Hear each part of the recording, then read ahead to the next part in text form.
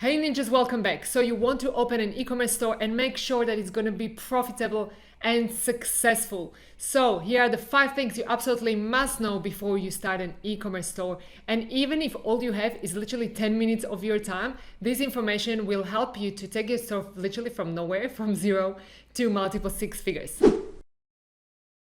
Hey, my name is Silvia and together with my husband Kristen, we are the co-founders of the Traffic Ninjas. In Traffic Ninjas, we have worked with over 500 e-commerce brands literally across the world. And together with these brands, we've learned what works and what doesn't in e-commerce. So we are summarizing this information and equipping you with untapped little known things that small business owners need to know to have a profitable and lasting store. So let's get right into it. So the number one thing you really need to know before you start an e-commerce store is basics such as what are you actually going to sell? And it might sound simple, but I've met so many entrepreneurs who just kind of like pick widgets and it's like, hey, I'm going to sell these pens, or hey, I'm going to sell, I don't know, these little trinkets. And what you really must understand before you actually pick products to sell is, first of all, are you going to be able to make money with that product? That's very, very important. So as a step number one, you've got to decide what you're going to sell. And ideally, you want to understand how much are you going to be able to charge for that. So there's different ways how you can understand how much you're going to be able to charge for that. But the easiest way is literally to start Googling those products and have a look. Like, are there other stores selling this product? How much are they selling it for? Is Amazon selling these products? How much are they selling it for? Can I get this product in Target or any other major store? And how much would I be paying for it in that store? Now, the next thing you really want to understand is how much is it actually going to cost you to produce this product? Sure, like you might be making, I don't know, candles, scenting candles yourself. So what I would suggest is for you to really add up the cost of how much would it cost you to produce the product yourself. If you want somebody else to make the product for you, or if you want to wholesale, then I personally would be looking up different suppliers and looking at how much can you actually get or source this product for so that you have that healthy margin. Now, I've seen so many people say like, sure, fair enough, margin, I just get a product and I triple the price and that's plenty of margin. However, it's not necessarily how it works because, for example, if I've got a pen and this pen is costing me 5 cents to buy, but all I can sell it for is $1.50, although I might have like 10x and more the price of this, I still only have just over $1 left. This is what you actually want to call the money that's left for you to acquire a customer. Now, if you only have $1 left to acquire a customer, then no matter how many times you X the price you bought it for, you're not going to be able to make money with it because it's going to cost you more than $1 to drive customers to your store and to essentially make a sale. So when you're deciding on what you want to be selling, make sure that you have a healthy at least $20, $30, $40, $50, ideally at a minimum, left in between to how much you sell it for and how much you buy it for. And of course, you still want to have percentage-wise a huge margin in there because honestly, there are so many costs involved in running an e-commerce store that essentially want to be ready for that. You don't want to be surprised, right? There is tax costs, there is marketing costs, you're going to have staff costs, you're going to have warehousing costs, all of these different costs do add up. So you do want to make sure that you essentially set you up for success right at the beginning when you're deciding what you are going to sell. Now, the other question I always get is like, hey Silvia, but how about this trending product? You know, I've heard about these trending products. Like, shall I go into that? Like whatever is selling right now? Well, my opinion on that is that if you really just go down the path of like hunting for what's called trending product, then there are going to be so many other people selling these products. There's going to be so many suppliers who will try to increase the price of that product because it's selling well. And also you will have very little repeat business because there is not going to be so-called such a thing as a brand. So when you're deciding on what to sell, personally, always I tell people start with something that you're really passionate about. Start with that and then start drilling into actually making sure that it's viable for you. So if I'm passionate about kids clothing and baby niche in general, then I start looking into opportunities in that niche because I do understand bit more about that niche, and also it's going to be easier for me to pick and choose products that will serve my customer better. Now, once you have products that essentially are working well together, you are first of all building a brand, which is much more profitable and longer lasting. And second, you'll be able to increase what's called the average order value so that your customers don't just buy that one pen, but they essentially buy many products altogether. Number two, you need to decide of what kind of business you want to have in terms of stocking your product. So you've got to decide as to, are you going to be making this product yourself? Like if you've got a lot of time but little money, you might be making the products yourself, such as candles, for example, as we mentioned, if you do have the knowledge on how to do that. Or you could be having these products manufactured in a factory. Or the other option is you could be doing such thing as white labeling, which is like taking somebody else's product on a wholesale rate and essentially sticking your own logo on it and selling it as your brand. Now, the fourth option is dropshipping. Dropshipping essentially would be taking somebody else's product from somebody else's warehouse that would be essentially going straight to the customer. Now, there's pros and cons in all of these. So let's kind of dive into this a little bit, and you might choose whatever is best for you. Now, dropshipping sounds really lucrative at the beginning because it's like, well, there is no money up front. I only pay for the product once I've sold it. So it kind of sounds very, very lucrative. However, the margins tend to be extremely thin. Like if you go to a place such as AliExpress and you start like researching what products you could be selling, by the time you are able to sell it, it's essentially going to be very small margin. You don't know what kind of quality that product is made out of, and it might really take a long time to ship. Now, if on the other hand, you create your own product and have them manufactured in a factory, you stand by the quality of your product, but of course you've got to be making them in a bigger batch. You can do quality control, which is amazing, but then you obviously need to understand a lot about the product and about the process. Now, the third option, which essentially is white labeling, would be something like pre-ordering a lot of different types of products that you like, and that you would be testing them. You would understand what the quality of those products is, and then you would negotiate with the supplier to essentially stick your own logo on it. So these are kind of the options. You can always have a hybrid model in between as well. For example, you could manufacture your own product, have them sent to a warehouse or fulfillment center that will be shipping directly to the customer. Or you could have manufactured product and store them in your garage, or you could be just directly drop shipping white label products as well. Now, the third thing you really need to think about when you are opening an e-commerce business is really how to build a store that converts. I've seen a countless number of entrepreneurs who are essentially trying to build all of these like cool widgets on their website, and they pay thousands and thousands and thousands of dollars to designers and developers. However, if you build something that's going to be custom and it might look fancy to you, chances are it's not necessarily set up for success. Why is that? Because there is all of these platforms such as Shopify and Wix and WordPress that essentially have had millions and millions of customers come through their door, and they really understand what converts well. And if it's out of a box solution that literally you can add things with a click of a button, one of the major advantages is that if something new comes on the market, like for example ChatGPT recently emerged, that these platforms automatically update that as a native function inside that platform. And honestly, you don't have to pay designers or developers to maintain your website or to make it look better. So if this was me and I would be starting all over again, what I would be doing, I would just probably open a simple Shopify store and add a simple theme such as the Beautify. Both of these links you guys can find below. And I would essentially set up that simple store, serve the ideal customer that I'm going to be selling my products to. And this is where a little bit of customer research can go a long way, because one of the things that I've observed amongst entrepreneurs is that when I ask them who their ideal customer is, they typically go like, hey, my customer is just anyone or everyone, or women between 18 and 65 years old. Well, that's actually not narrow enough for your store to be really set up for maximum success to make money. So in this part where you're really building your store for success, do make sure that you really consider who is my ideal customer, what kind of colors does my ideal customer like, the other stores that serve my customer as well, what kind of flow do they have, and what is the easiest out of the box theme that I can just plug in into my store.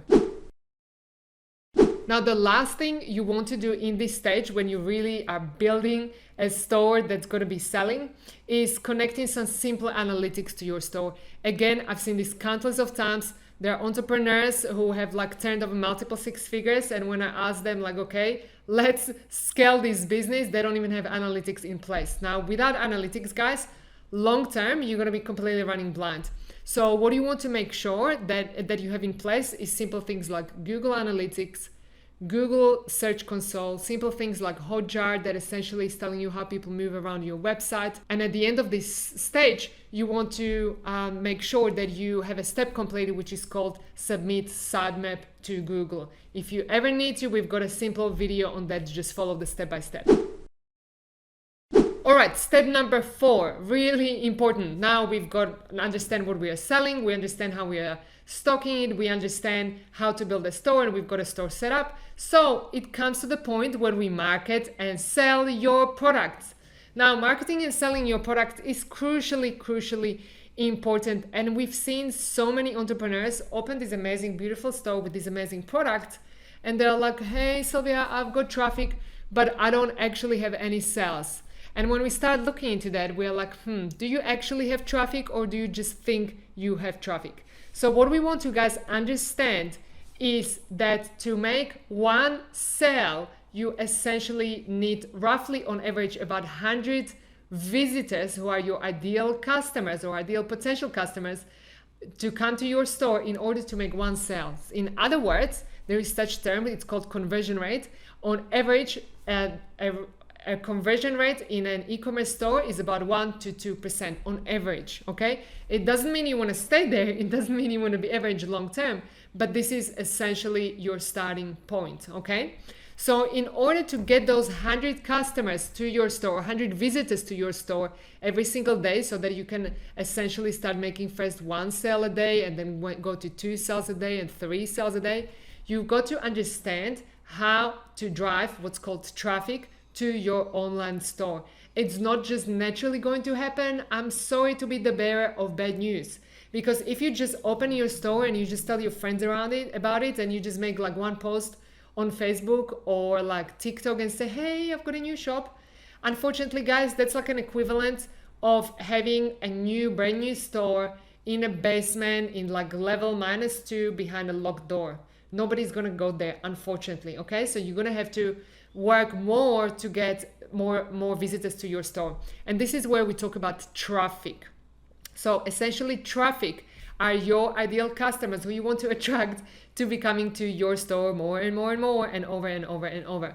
And we've got 2 types of traffic, really. We've got what we call borrowed traffic, or we've got what we call owned traffic. Borrowed traffic is essentially anything that runs on other platforms. So it could be anything that's on Facebook, anything that's on Instagram, on TikTok, on Google, on YouTube. Any of these platforms, think about them like a TV network, and your business is just one channel on their network. But that network can be shut down at any time, or it can shut you down at any time. Therefore, these are important networks, and we've got to understand more about them. And by the way, we've got plenty of videos on any of these sources and how to use them to drive traffic to your store. But you always need to remember that traffic will forever be borrowed, okay?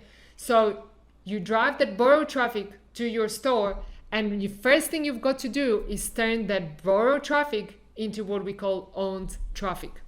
Now, what is owned traffic? Owned traffic is essentially details of anyone who is sharing that with you as a business, and therefore this is information that you own, and it's a customer that it's in your hands, and you can market that customer in any point in time in the future via such things as, for example, email. So if anyone gives you their email address, that means you now owned that traffic, because you can market to them again and again in the future. Now, some people falsely think that if they have 30,000 followers on Instagram or 2 million followers on Instagram that that's their own traffic. But unfortunately, it's not. Over the years, we've seen many big accounts on social media being shut down, even with millions of followers. And for these businesses, unable to reopen them or get those followers back. And therefore, they have literally just overnight lost their reach. So no matter what you're doing, always do make sure that you're working on ways how to turn that borrowed traffic into own traffic. And by the way, if you want to understand how to do that, we of course have a video for that. The other thing you want to understand about traffic is that we've got what we call paid traffic or we've got free traffic. So paid traffic is essentially any advertisement that you are running on social media platforms or in Google. And free traffic is essentially anything that's organic. You either making posts on your business page on social media or you are working on getting traffic from the search engines.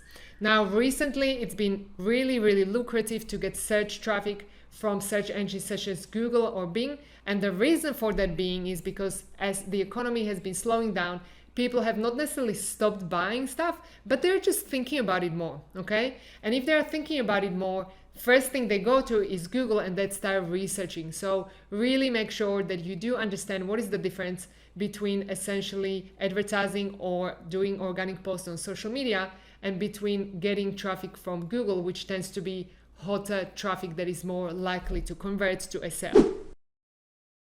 All right, number 5, scaling your e-commerce store, because now we understand that you've got to have the product, you understand you've got to stock it, you understand you've got to open an e-commerce store, then we are driving traffic to that store. And 5, once you're making some sales, let's scale that baby so that you really have that consistent and predictable income and are able to look after you and your family.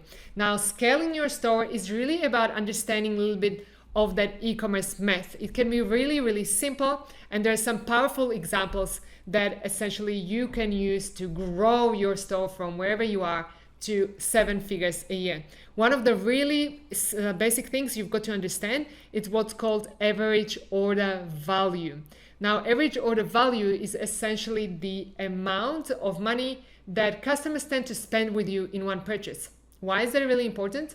Because if I'm selling t-shirts, most people will be probably just buying one t-shirt, but every third customer, maybe, or maybe fifth one, will be buying 2 t-shirts or 3. So you've got to understand what that average value for your customer is or for your store is, and how to incentivize your customers to especially spend more, whether you give them a discount on the second item or whether you essentially give them free shipping above a certain amount. It really is important to start looking at your average order value and increase that over time, because the more you increase your average order value, the bigger amount of money you will have left to spend on marketing, which will essentially help you skyrocket your store. The other thing you really want to think about when it comes to scaling your store is what's called a repeat purchase rate.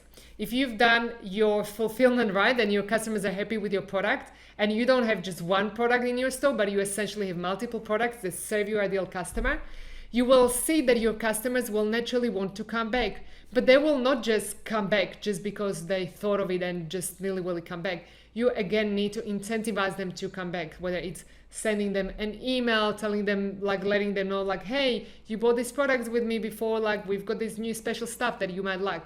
So repeat purchase rate really is crucially important to profitability of your business, because a customer who is buying from you again is essentially tends to be 6 to 7 times more profitable than somebody who's just made one purchase from you.